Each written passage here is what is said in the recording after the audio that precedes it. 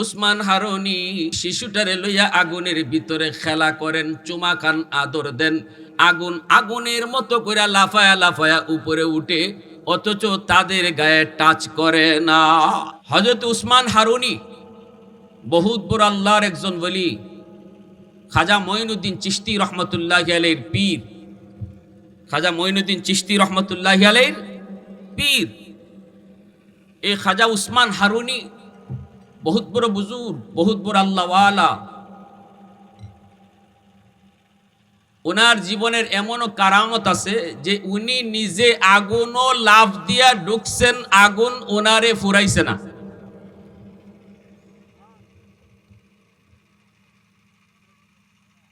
হিন্দুরা আগুনের পূজা করে, অগ্নি পূজারী।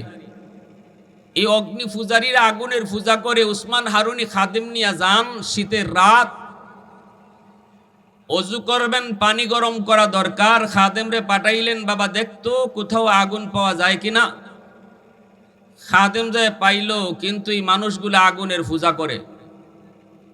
উসমান হারুনির খাদেম কয়, ভাই একটু আগুন দিবা? কয় কেন? কয় আমার হিসাবে অজুর পানি গরম করব।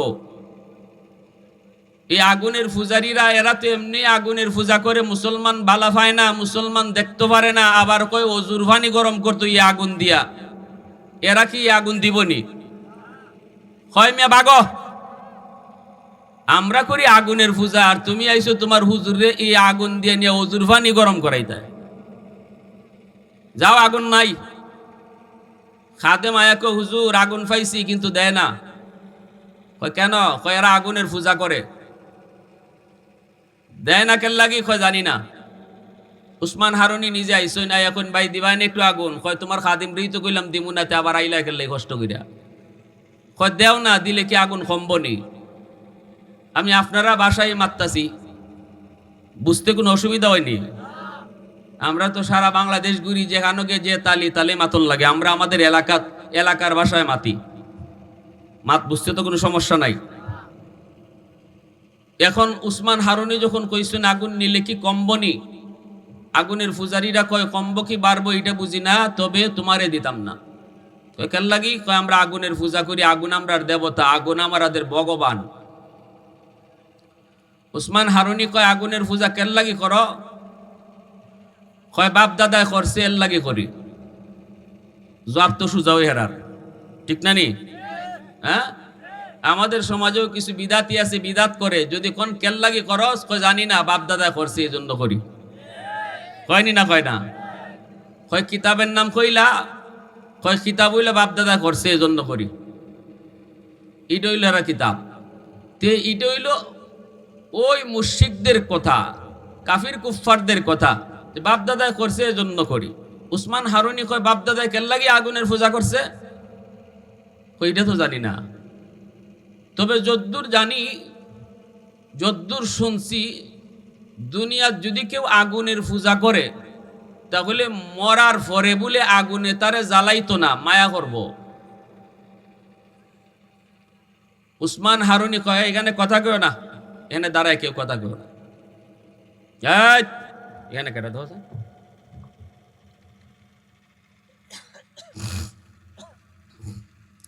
এই কথা বলতেই উসমান হারুনি কয় মরার পরে আগুনে জ্বালাইতো না, দুনিয়ার যদি আগুনের পূজা করো।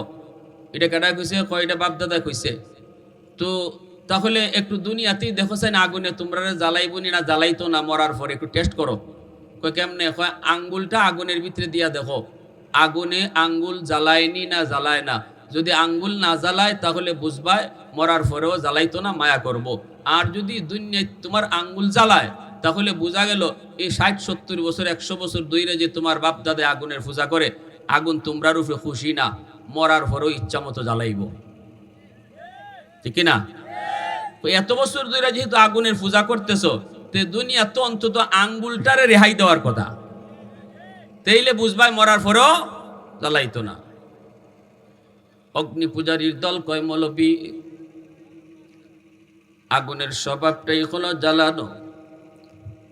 আগুন তো চাইলেই জ্বালায় দেয়, আগুনে দিলে পরে সব জলে ছাই হয়ে যায়। আগুনের স্বভাবটাই হলো জ্বালানো। তুমি আমাদেরকে আগুনে পোড়ায় মারার জন্য বুঝে আসছ? উসমান হারুনি কয়, না, আগুনে স্বভাবটাই জ্বালানো নয়। আগুনের স্বভাব যদি জ্বালানো হতো তাহলে ইব্রাহিম খলিল আগুনের ভিতরে, অথচ আগুন তার পশমটাও জ্বালাইল না। আগুনের স্বভাব জ্বালানো নয়। যদি আগুনের স্বভাবটাই হতো জ্বালানো, তাহলে মূসা কালিমুল্লাহ তুর পাহাড়ে, পুরা তুর পাহাড় জ্বলে ছাই ছাই হয়ে গেল, অথচ মূসা নবীর পশমটাও জ্বালাইল না। সুবহানাল্লাহ, আরো জোরে কোন। এতে বোঝা গেল আগুনের স্বভাব জ্বালানো নয়। আগুন চাইলেই জ্বালাইতে পারে না। আগুন একজন মালিকের আদেশে চলে। মালিক যদি আদেশ দেয় তবেই আগুন জ্বালায়। মালিক যদি আদেশ না দেয় তাহলে আগুন জ্বালাইতে পারে না। এই কথা বলতে অগ্নি পূজারীরা কয়, মৌলবী ইব্রাহিম বুঝি না, মূসাও চিনি না, বর্তমান লইয়া কথা কও। আমরা এখন আছি, এখন ওখানে যাও না। ইব্রাহিম তখনই উসমান হারুনি কয়, তাহলে বুঝি তোমরা বর্তমানেও দেখতে চাও? বলে, হ, বর্তমানেও দেখতে চাই। সাথে সাথে আল্লাহর ওলি, সাথে সাথে আল্লাহর ওলি অগ্নি পূজারীদের একটা শিশু বাচ্চা কাছে আসিল। ওই বাচ্চাটারে কুলের মধ্যে লইয়া, একা নয়, শিশু বাচ্চাটারে কুলে লইয়া আল্লাহু আকবার কইয়া আগুনের ভিতরে ঢুকে পড়লেন। দাউ দাউ করে আগুন। অগ্নি পূজারীর দল রাম রাম রাম কে চিৎকার শুরু করলো। হায় রে, মৌলবী মরছে মরুক, মৌলবী জ্বলছে জ্বলুক, কিন্তু আমাদের শিশু বাচ্চাটারে কি দোষ ছিল? তারে কেন আগুনের ভিতরে নিয়ে গেল? তারে কেন পুরায় মারলো? কিন্তু সবাই হঠাৎ আগুনের ভিতরে যখন নজর দেয় রে যুবক, তাকায় দেখে উসমান হারুনি ওই শিশুটারে লইয়া আগুনের ভিতরে খেলা করেন, চুমা খান, আদর দেন। আগুন আগুনের মতো করে লাফায়া লাফায়া উপরে উঠে, অথচ তাদের গায়ে টাচ করে না। আর একটু জোরে কর না সুবহানাল্লাহ। मैं तालिब मौला हूँ मेरे इश्क़ निराला, मैं तालिब मौला हूँ मेरे इश्क़ निराला, है जुमला जहाँ जिनके तजल्ली से उजाला, है जुमला जहाँ जिनके तजल्ली से उजाला, मादर्द जहाँ गैर खुदा यार नदारम, जुज़ याद खुदा ही चे दिगर कार नदारम, जुज़ याद खुदा ही चे दिगर कार नदारम।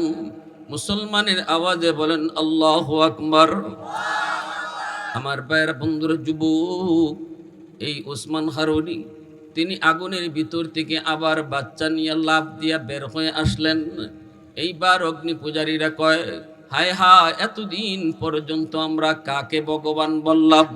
আগুন তো ভগবান নয়, আগুনের চেয়ে বড় ভগবান হলো যারে আগুন জ্বালায় নাই। হইছে নি কাম? হ্যাঁ,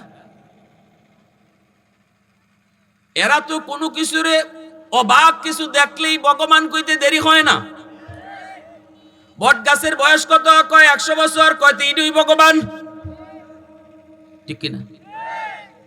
কই কি রে, এই নদীর বয়স কত? কয় জানি না। কয় এইটাই ভগবান।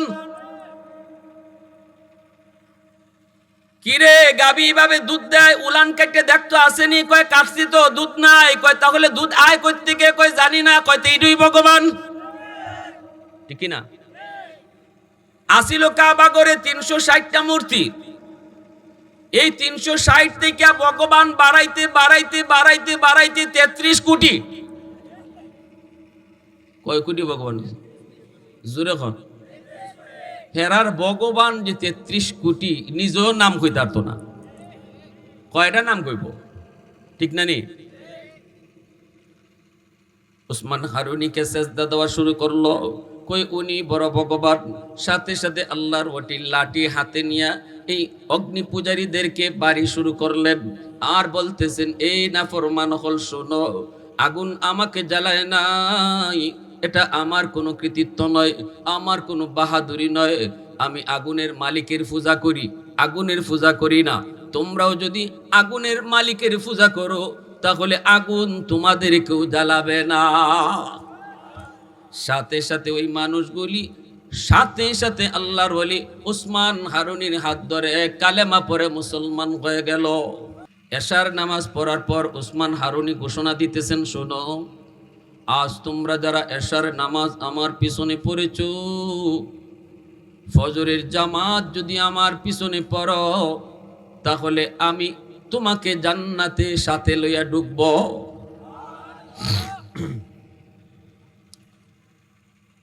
ফজরের নামাজ যারা আমার পিছনে পড়বা, আমি উসমান হারুনি কথা দিলাম, ওয়াদা দিলাম, তোমাকে নিয়ে জান্নাতে ঢুকবো। শোনার পর এশার নামাজে যারা ছিল সবার কান খাড়া হয়ে গেল, মনে মনে সিদ্ধান্ত নেয় তাহলে তো আজ রাত ঘুমানো যাবে না, যে কোনো মূল্যে ফজরের নামাজ আল্লাহর ওলি উসমান হারুনির পিছনে পড়তে হবে। না না, রাতে ঘুমানো যাবে না, লাগলে বাইরে খবর দিব, লাগলে দাদারে খবর দিব, লাগলে চাচারে খবর দিব, লাগলে বন্ধুরে খবর দিব, এ দোস্ত আয় আমাদের গ্রামে আয়, আজ রাতটা আমাদের গ্রামে কাটা, ফজরের নামাজ উসমান হারুনির পিছনে পড়, তাহলে আল্লাহর তৈরি জান্নাতে ঢুকে যাবে। আল্লাহু আকবার জোরে বলেন। সবার মনের ভিতরে এই আকাঙ্ক্ষা, এই ইচ্ছা যখন অন্তরে জাগলো, সাথে সাথে উসমান হারুনি কয়, শুনো, আরেকটা গোপন কথা আছে, গোপন। আমি যে সুসংবাদটা দিয়েছি, এই সুসংবাদটা যে গোপন রাখতে পারবে কাউকে বলবে না, এই খুশখবর যে কাউকে বলবে না, শুধু নিজের কাছেই রাখবে, আর আমার পিছনে এসে ফজর পড়বে, তাকেই শুধু জান্নাতে নিয়ে ঢুকবো। যদি কেউ কারো কাছে বলে ফেলে তাহলে তার জিম্মাদার আমি না। এই খুশখবর কারো কাছে বলা যাবে না, এটা হলো গোপন খবর, এটা হলো রাজ, এটা হলো গোপন কথা। এই কথাটা বলার পর শুনছনি তোমরা, কথাটা বুঝছনি? কয় হুজুর বুঝছি। কি বুঝছো? কই কথা কওয়া যাইব না, কওয়া যাইতো না। কয় হুজুর আমরা বুঝছি, এই খুশখবর কারো কাছে বলা যাবে না, এটা শুনছে যে শুনছে হেই নিজের কাছে রাখতে হবে। যদি জান্নাতে উসমান হারুনির সাথে যেতে হয়, এই খবর দিয়া তিনি বলেন, এবার যাও, সবাই যার যার বাড়িতে যাও। সবাই যার যার বাড়িতে চলে গেল। ঘুমাইতে যায়, ঘুম আসে না, কখন জানি ফজরের আজান হয়ে যায়। যদি আজকে ফজরের জামাত মিস হয়, যদি আজকে উসমান হারুনির পিছনে ফজর পড়তে না পারি, তাহলে আমার জীবন বৃথা। হায় হায়, না ঘুমাবো না। বাবার পাশে সন্তান ঘুমে, সন্তান বাবারে কিছু কয় না, আবার রাতে ঘুমায়ও না। বাবাই জিজ্ঞেস করে, বাজান ঘুমাও না কেন? তবুও কয় না আব্বা, এই কারণে ঘুমাই না, কারণ উসমান হারুনি কইছে এই খুশখবর কারো কাছে বলা। জোরে বলেন। বন্ধুর কাছে বন্ধু ঘুমে, বন্ধুর কাছে বন্ধু ঘুমে, কিন্তু বন্ধুরে কয় না।